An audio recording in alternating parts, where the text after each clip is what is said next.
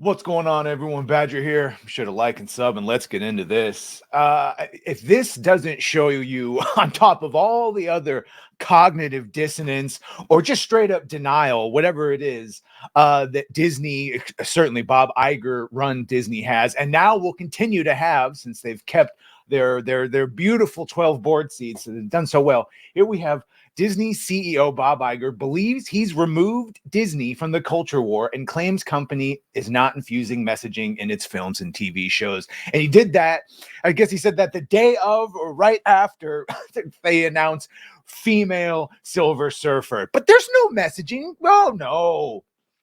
The Walt Disney Company CEO Bob Iger shared in an interview following the company's annual shareholder meeting that he's removed the company from the culture war and that the company is not infusing messaging in its films and TV shows. You know what? Even if that statement, like right now, currently, is true, there's still a backlog of shows that were. So even if that somehow they did stop right now, full stop, right? They realized they had to. They still have to release Iron Wars and Captain America 4. I don't know why they're calling it that, but you know what I'm talking about. They have to release all the ones that are already done that they've been delaying, or pull an Echo and just pull a Batgirl. No, see, they can't even pull a Batgirl and get rid of them for the tax credits. They have to release them. In an interview with CNBC, Iger was asked, "The woke thing has had more of an impact. You said to me that you would love to just be out of the culture wars. Do you feel you're succeeding in that?" Iger answered, "Well, I think, yes. I mean, I think the noise is sort of quieted down. I've been preaching this for a long time at the company before I left and since I came back that our number one goal is to entertain." Right, but you've also said things about you don't see the things that we all see as moral and political. You just see is it like being on the right side of history, basically. That means transing up all the kids. And then also notably, as we found out from that earnings call, not paying for the detransitioners. It's a one-way ticket. Interesting. He continued, "Look, the term woke is thrown around liberally. No pun intended in that regard. I think a lot of people don't really understand what that means. And you know what? For once, Bobby, I will agree with him on this one. A lot of people, when they hear woke now, either think traditional, like stay woke, social, which at one point it did mean that, hasn't been that for a long time. And yeah, it is applied to things sometimes when it's just traditional storytelling now, because we've been pattern recognition into seeing it everywhere.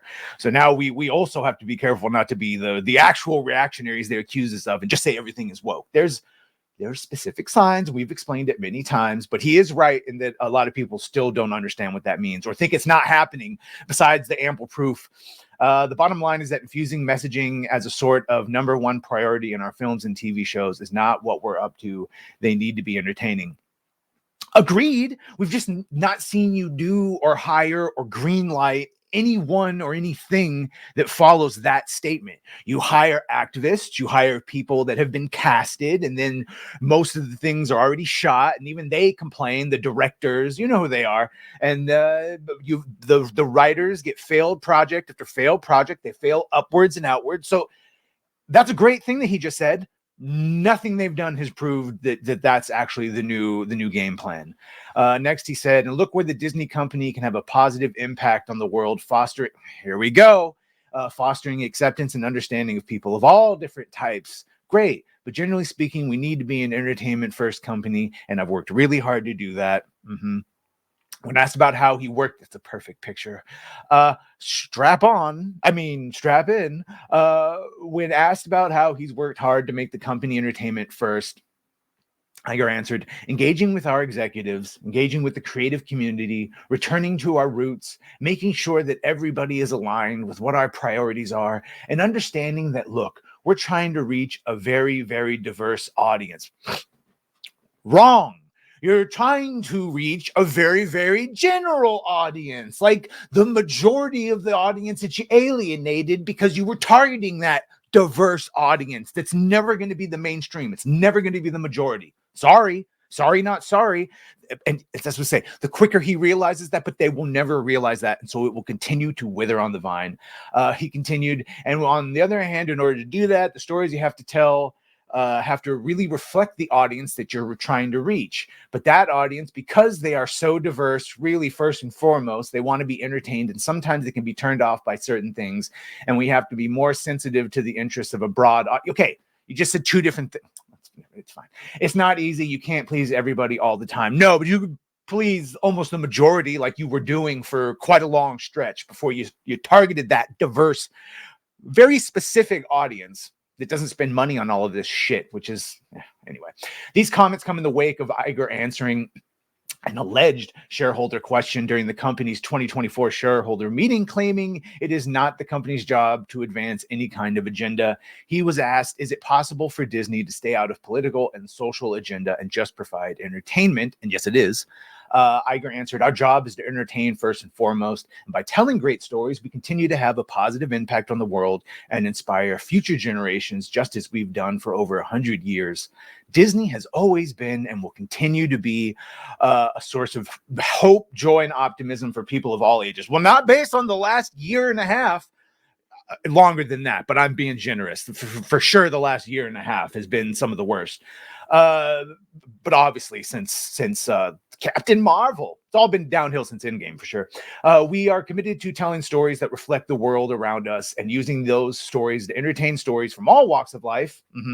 I believe we have a responsibility to do good in the world. By the way, Echo lost money. Little Mermaid did lose money. Thank you. He then declared, but we know our job is not to advance any kind of agenda.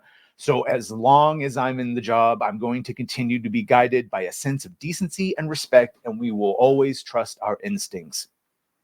By the way, at best, if you really look into this, which I was, it maybe broke even, but it was not a fucking, it did not move any sort of social. No one is still talking about this version of The Little Mermaid. However, these comments do align with the company's actions immediately following the shareholder meeting. Do not align, rather. Immediately following the shareholder meeting, right, it was revealed that the cast, Julia Garner to play a female Silver Surfer. And I know what fuckers are getting, that everyone's on Wikipedia. It's in the comments. Okay, this is what they do. When they do randomly decide to follow, and notice that the only times they do something from the comics is when it's aligned to their DEI, their fucking intersectional feminist wet dream that is the MCU. And that's in one comic, in like one reality, for one run. Shalabal and Nornrad were both heralds, were both Silver Surfers at the same time. But even if they're going with that one, it's like, well, of course, that's what you would choose rather than just giving it to Silver Surfer. Anyway, it's just par for the course. It's another double down. Nothing's going to change at Disney. And among the things staying the same is the flop busters and the loss of money. And the only people really watching and talking about stuff is going to be assholes like me dunking on it for the views. Sorry, we tried. If you had let Treon have their 2 board seats, I would have been so much more forgiving and we could have had a path. But now there's only the road that you started us on, and it all ends in ruin for you, I say. Ruination. And yeah, of course, on top of the confirmation that Daredevil Born Again is going to have a Punisher hunting down cops using the Punisher logo. It was in the comics. Yeah, I know. From the last 10 years and born out of real world social issues.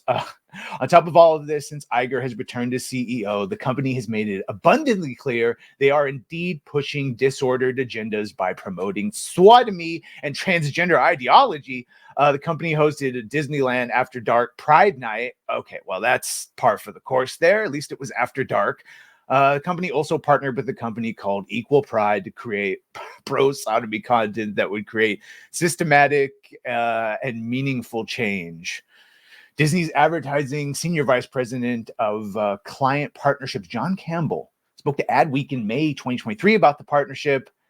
He said, we're trying to do is create a systematic and meaningful change. Okay, so it's about change. Yeah, either way, the end result here, and yes, obviously the whole Wolverine shower across the board, the not so secret gay agenda is continuing, and yeah, there we go. That's what you see when you go to Disneyland. It's a great mustache person. Yeah. So there you go. There's the Bob that says that none of this is in the company. What do you think? You believe him? I personally don't. But let's see. Let's see Deadpool and Wolverine. Let's see what that's like, and then we'll talk. Other than that, please make sure to like, share, and sub. If you've done that, thank you. If you're going to do that, thank you. And well, Bye.